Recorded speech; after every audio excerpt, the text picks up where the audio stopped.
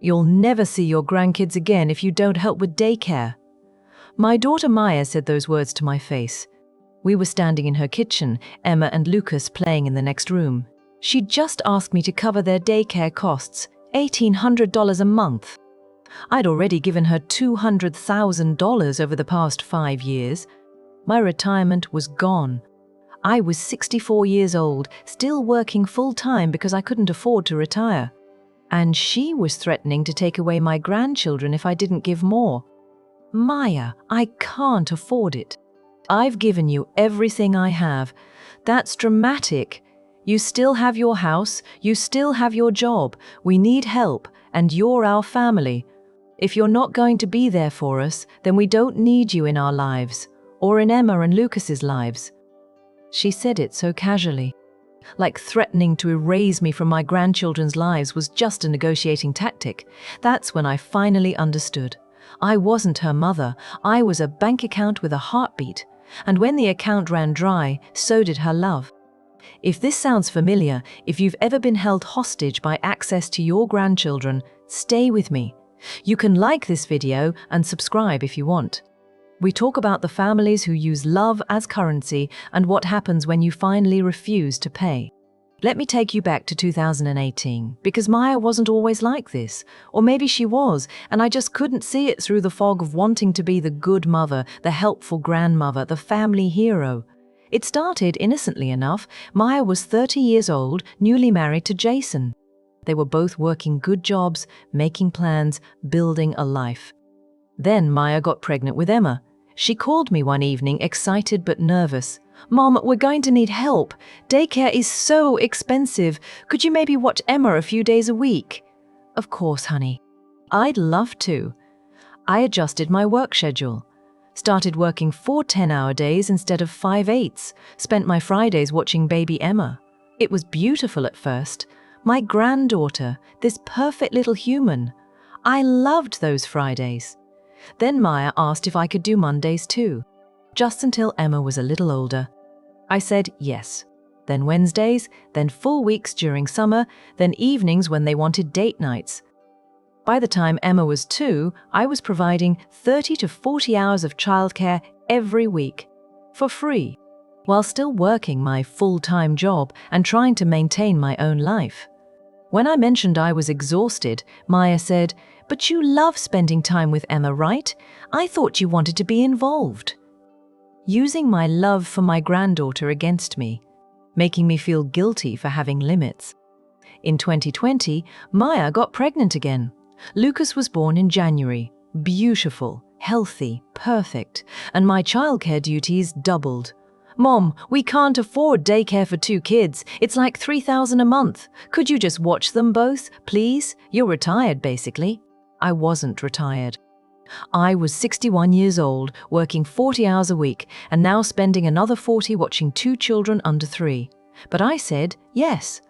Because what kind of grandmother says no to helping with her grandchildren? The kind who wants to survive, apparently. But I didn't know that yet. Maya and Jason started going out more. Date nights became weekend trips.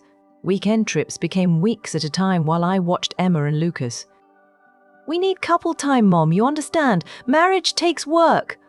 I understood. I also understood that my back hurt from lifting Lucas, that I was exhausted all the time, that I'd stopped seeing my own friends because I was always watching their children. But I didn't say anything, I just kept giving. Then came the money requests. 2019, Mom, our car died. We need a down payment, just $5,000. We'll pay you back. They never did. 2020, Mum, we want to buy a house. We need $20,000 for the down payment. It's an investment in your grandchildren's future. I took out a home equity loan, $20,000 against my house. 2021, Mom, Jason's starting a business.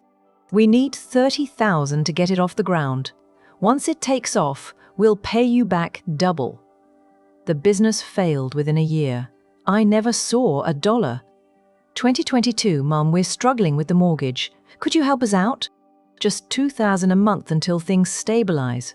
I helped for 8 months, $16,000. Things never stabilized. Every request came with the same promise: we'll pay you back. Every promise turned into, we're family. Family doesn't keep score. By 2023, I'd given Maya and Jason $200,000, plus thousands of hours of free childcare, plus emotional support, plus everything a mother and grandmother gives, and it still wasn't enough. Last month, Maya asked me to watch the kids for 3 weeks while they went to Hawaii. I said I couldn't. I had doctor's appointments scheduled, tests that couldn't be rescheduled. Mom, we already booked the trip. We need this. Can't you just reschedule your appointments? Maya, these are medical tests. They're important. More important than your grandchildren. It's not about importance. It's about me having a life outside of being your free childcare. She looked at me like I'd slapped her. Free childcare! Is that how you see spending time with Emma and Lucas? Like work? It is work, Maya. I love them, but watching 2 kids under 5 for 40 hours a week while working full-time is exhausting. Then maybe you should retire. You're 64. Most people your age aren't working anymore. Most people my age didn't drain their retirement helping their adult children. The words came out before I could stop them. True words, painful words. Maya's face hardened. We never asked you to give us that much. You offered. You asked every time, and every time I said yes because you made me feel like I had to. Nobody forced you. That's on you, Mom. 2 weeks after that fight, Maya called, not to apologize, to ask for more. Mom, we need to talk about Emma's school. She needs tutoring, and the good programs are expensive. Can you cover it?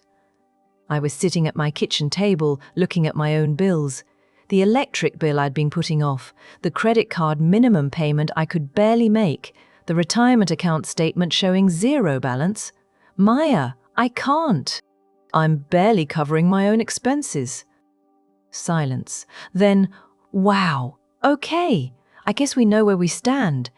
What does that mean? It means I thought family helped each other, but apparently you only help when it's convenient. She hung up. 3 days later, I got a text. The kids have been asking about you. I told them Grandma's too busy to visit right now. My heart stopped. I called immediately. Maya, I'm not too busy. I'd love to see them. Really? Because you said you don't have time to help with their needs.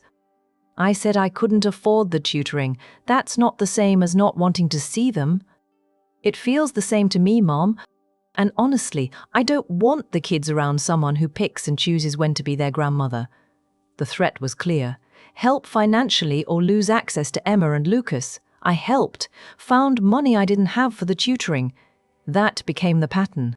Every time I said no to money, Maya would mention how the kids were asking about me, how she'd told them I was busy, how maybe it was better if I didn't visit for a while since I was going through something. Using my grandchildren as hostages. Last November, Maya called during my lunch break at work. Mom, I need you to watch the kids this weekend. Jason and I have plans. I can't. I have my own plans. Julie and I are going to a show we bought tickets for months ago. Cancel it. We need you. Maya, I'm not cancelling. I never do anything for myself. This is one weekend. Fine, but don't expect to see the kids for Thanksgiving then. If you're too busy for us when we need you, we're too busy for you on holidays. I went to the show, spent the whole time checking my phone, sick with anxiety. Thanksgiving came. I wasn't invited. Maya posted pictures on social media of their beautiful family dinner. Jason's parents were there. His siblings, everyone but me. I spent Thanksgiving alone, eating leftovers and looking at pictures of my grandchildren that I wasn't allowed to see in person. December was worse. Maya asked me to watch the kids every day of their winter break. 2 weeks straight, 40 hours a week. I can't take off work for 2 weeks. Then take vacation days. You have them, right? I do, but I was saving them for us. For what? What's more important than your grandchildren? I used my vacation days, spent Christmas break watching Emma and Lucas while Maya and Jason went to work, went shopping, went out to dinner, living their lives while I put mine on hold. Again. On Christmas Eve, I asked Maya what time to come over for Christmas. Oh, we're actually doing Christmas at Jason's parents' house this year, just immediate family. I'm your mother. How am I not immediate family? You know what I mean, Mom? Don't make this difficult. I spent Christmas alone too. January came. Maya called with the daycare ultimatum. Mom, Tasha and I have decided we're both going back to work full-time. We need consistent childcare. The daycare near us costs $1,800 a month for both kids.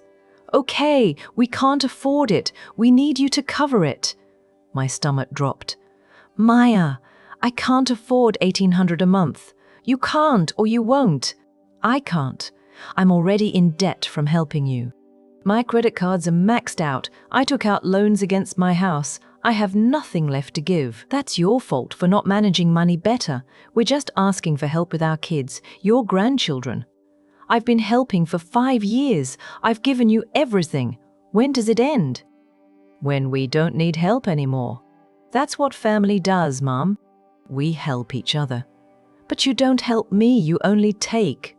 Because you're the parent. That's your job. You're 32 years old, Maya. You're not a child. You and Jason both have good jobs. Why can't you pay your own daycare? Because we have other expenses. The mortgage, the cars, the lifestyle we've built. We can't just give that up. So I have to give up my retirement, my savings, my future. You're being dramatic. $1,800 a month isn't that much. It is when I'm 64 years old and have nothing left because I've been supporting you. Maya was quiet for a long moment. When she spoke again, her voice was cold. Here's what's going to happen, Mom. Either you help with the daycare or you don't get to see Emma and Lucas. Simple as that. You can't do that. They're my grandchildren. And they're my children. I decide who gets access to them. So what's it going to be? I felt trapped, suffocated, like I was drowning and she was holding my head underwater, asking me to pay for air. I need time to think. You have until Friday. If I don't hear from you, I'll assume that means you're choosing not to be involved in their lives. And I'll explain to Emma and Lucas why Grandma doesn't want to see them anymore. She hung up. I sat in my car in the work parking lot shaking. Not from sadness, from rage. She was going to poison my grandchildren against me. Make them think I'd abandoned them because I wouldn't pay $1,800 a month I didn't have. That night, I couldn't sleep. Just lay awake doing math. I couldn't make work. $1,800 a month was more than my mortgage. If I paid it, I couldn't pay my own bills. I'd lose my house. But if I didn't pay it, I'd lose Emma and Lucas. Wednesday morning, I called my friend Julie. She's threatening to keep the kids from you if you don't pay. Julie's voice was sharp with anger. Yes, Janet, that's extortion. She's holding your grandchildren hostage for money. She's my daughter. She wouldn't really do it. She's just stressed. She spent Christmas at her in-laws' house without inviting you. She spent Thanksgiving without you. She's already doing it. Julie was right. Maya had already been using access to the kids as punishment. This was just making it official. What do? You say no. You set a boundary. And when she retaliates, you document everything. What if I never see them again? What if you keep paying and lose your house? Then where will you be? Homeless at 64 because your daughter bled you dry. Friday came. I didn't call Maya. She called me. I let it ring. She texted, I guess that's your answer. I'll tell Emma and Lucas you're too busy for them now. Hope you're happy with your choice. Then another text. Don't bother trying to contact us. We need family we can count on. You're not it. I spent 2 weeks staring at my phone, waiting for Maya to call, hoping she'd realize what she'd done, that she'd let me see Emma and Lucas. She didn't. Instead, she posted on social media pictures of the kids at the park, at birthday parties, living their lives. Lives I wasn't part of anymore. Every photo felt like a knife. She was showing me exactly what I was missing, reminding me of the price of saying no. Julie came over one evening and found me crying over a picture of Emma holding a drawing she'd made. That's it, Julie said. You're calling a lawyer. A lawyer for what? Grandparents' rights. She can't just cut you off from those kids because you wouldn't give her money. That's not legal. I don't know, Janet. You've been in their lives since birth. You provided thousands of hours of childcare. You have rights. And what Maya's doing, holding them hostage for money, that's financial exploitation. The next morning, I called a family law attorney. Her name was Patricia Chen. When I explained the situation, she was quiet for a moment. Ms. Turner, how much money have you given your daughter over the years? I don't know exactly. A lot. My retirement is gone. I took loans against my house. And she's now denying you access to your grandchildren because you won't pay more? Yes. That's textbook grandparent alienation, possibly financial elder abuse. We can file for grandparents' visitation rights. Given your history of involvement and the clear pattern of financial exploitation, you have a strong case. Will this make things worse? Worse than not seeing your grandchildren at all? Miss Turner, your daughter is using your love for them as a weapon. That doesn't get better by giving in. It gets better by setting legal boundaries. I hired her that day. Patricia filed the petition for grandparents' rights the following week. Maya and Jason were served with papers. Maya called me 10 minutes after being served. I'd never heard her that angry. You're suing me? For access to MY children? Have you lost your mind? You cut me off because I wouldn't pay. You're using Emma and Lucas as punishment. That's not right. They're MY kids. I decide who sees them. Not when you're weaponizing them for money, Maya. That's what the court will decide. I can't believe you're doing this. Dragging our family through court. Humiliating us. You humiliated yourself when you threatened to take my grandchildren away unless I paid you. We needed help. You're being selfish. I gave you everything I had for 5 years, my retirement, my savings. How much more was I supposed to give? As much as we needed. The words hung there. She'd finally said it out loud, the truth she'd been operating under all along. I was supposed to give until I had nothing left, and even then it wouldn't be enough. The court date is next month, I said quietly. I'll see you there. I hung up. 10 minutes later, my phone exploded with texts. Not from Maya, from her friends, her husband's family, people I barely knew. How dare you sue your own daughter? You're a terrible grandmother. Maya told us everything. You're destroying their family. Maya had launched a campaign, painting me as the villain, the grandmother who abandoned her family and then sued them out of spite. I didn't respond. Just saved every message. Patricia said they'd be useful as evidence of harassment. Then Maya posted on Facebook, sometimes the people who are supposed to love you the most turn out to be the ones who hurt you the worst. My mother has chosen money and pride over her relationship with her grandchildren. I'm heartbroken for Emma and Lucas, who keep asking why Grandma doesn't love them anymore, praying for peace and healing. The post got hundreds of reactions, comments flooded in. I'm so sorry you're going through this. Family should come first. Your kids are better off without toxic grandparents. But then Julie commented, interesting, how you left out the part where you demanded she pay your daycare or she'd never see them again. Tell the whole story, Maya. And my sister commented from Arizona, Maya, your mother gave you everything for 5 years, her entire retirement. She's in debt because of you. And you cut her off the moment she couldn't give more. Who's really toxic here? The tide started shifting. People who knew me started commenting, defending me, asking Maya the questions she didn't want to answer. Maya deleted the post within an hour. 2 weeks before the court date, Jason showed up at my house. I watched through the security camera I'd installed and didn't answer the door. He knocked for 5 minutes, then left an envelope. Inside was a letter. Janet, Maya is devastated by this lawsuit. The stress is affecting her health and the kids are confused and upset. We're willing to work something out. If you drop the court case, we can arrange visits. Maybe once a month. But you have to drop the lawsuit and agree to help with expenses when we really need it. This is your chance to fix things. Otherwise, you'll lose them forever.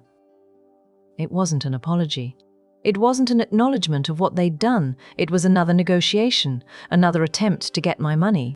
I showed the letter to Patricia. "They're trying to settle," she said. "They know they're going to lose in court, and they want to avoid having it on record that they withheld your grandchildren for money." "What should I do? What do you want?" I thought about it. About 5 years of being used. About Thanksgiving alone. Christmas alone. About the threats and the manipulation and my grandchildren being taught that I'd abandoned them. I want the court to say I have rights. I want legal protection so they can't do this again. I want it on record what they did. Then we go to trial. The week before court, Maya tried one more time. She brought Emma and Lucas to my house. I watched through the camera as she stood on my porch with them, Emma holding a drawing, Lucas holding a toy. "Grandma's home, but she won't come to the door," I heard Maya say. "I guess she really doesn't want to see you."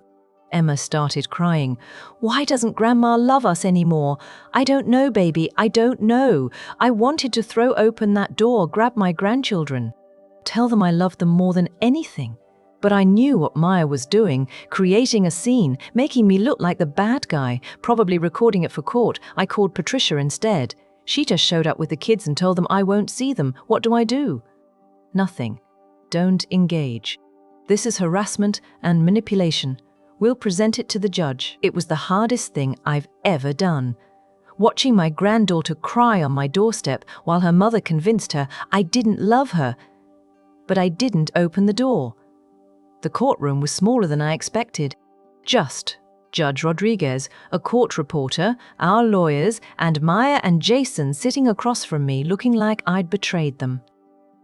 Maya wore a conservative dress, hair pulled back, playing the role of concerned mother. Jason in a suit that didn't quite fit, holding her hand like they were the victims here. Patricia stood for opening statements. "Your Honor, this is a clear case of grandparent alienation for financial gain." Ms. Turner has been an active, loving grandmother since her grandchildren were born.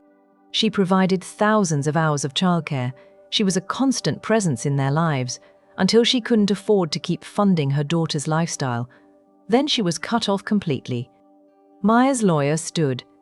"Young guy, probably fresh from law school. Your Honor, this is a parent's right to decide who has access to their children. Ms. Turner has become unstable, demanding, and frankly, toxic. My clients are simply protecting their family." Judge Rodriguez looked unimpressed. "We'll hear the evidence." "Ms. the Best. Morrison, call your first witness." Patricia called me to the stand. I swore in, sat down, tried to keep my hands from shaking. She walked me through it. 5 years of childcare, 5 years of financial support, the ultimatum, the cutoff, the texts threatening to poison my grandchildren against me. "Miss Turner, why do you want visitation with your grandchildren?" "Because I love them, because I've been their grandmother since they were born, because they're being told I abandoned them when I didn't. I just couldn't afford to keep paying." Maya's lawyer cross-examined me. "Ms. Turner, did your daughter ever force you to give money? She made it clear I'd lose access to Emma and Lucas if I didn't." "But she never physically forced you. She used my grandchildren as hostages." "That's force."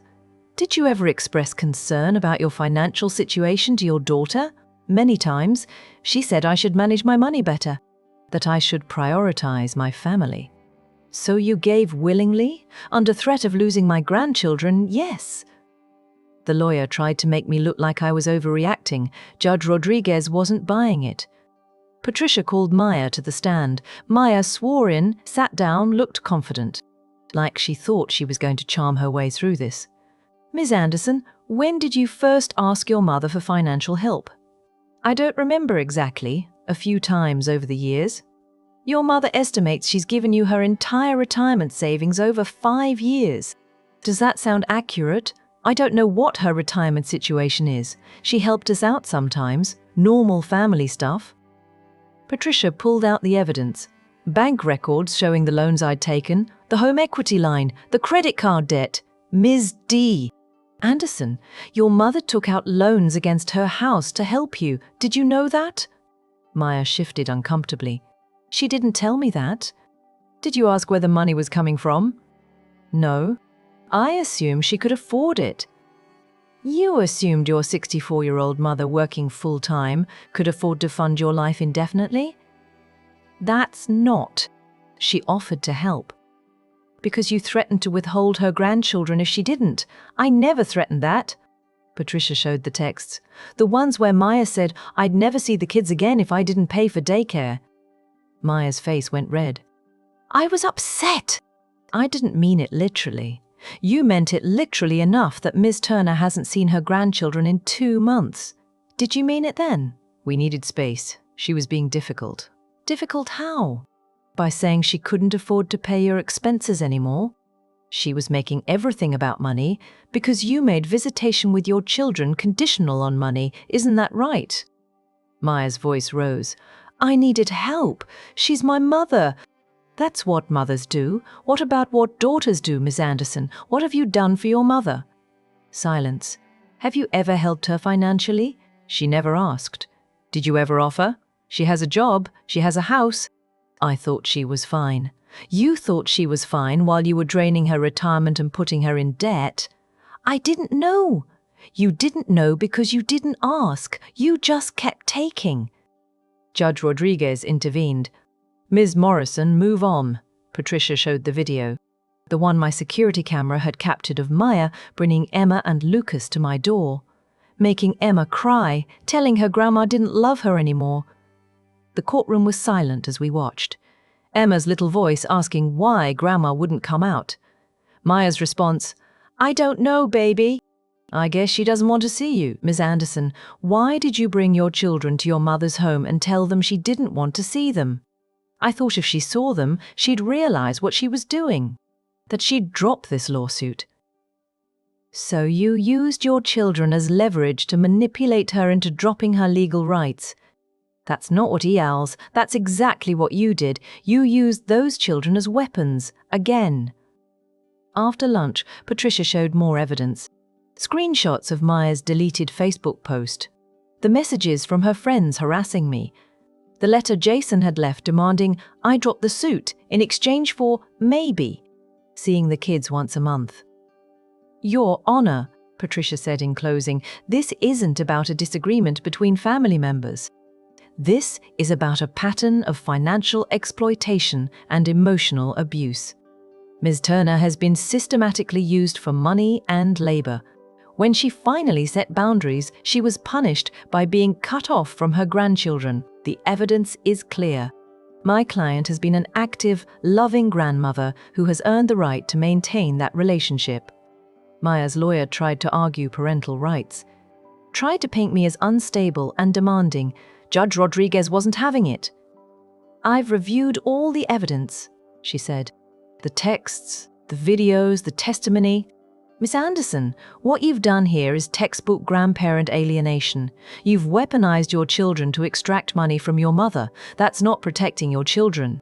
That's exploiting your mother and harming your children in the process. Maya started crying, not sad crying, angry crying. I'm granting Miss Turner visitation rights, every other weekend, supervised initially to ensure a smooth transition. Ms. Anderson, you will facilitate this visitation. You will not speak negatively about your mother to your children. You will not use access to them as leverage. If you violate this order, I will hold you in contempt. Your Honor, pleaser, Maya's lawyer started. I'm not finished. I'm also referring this case to Adult Protective Services for investigation of potential elder financial abuse. Ms. Anderson, your mother is 64 years old and you've drained her retirement. That's not family helping family, that's exploitation. Maya stood up. This is insane. She's twisting everything. Sit down, Ms. Anderson. You'll have time to speak to APS when they contact you. Court is adjourned. The gavel came down. I'd won. Maya grabbed her purse and stormed out, Jason following. I heard her in the hallway. This isn't over. We'll appeal.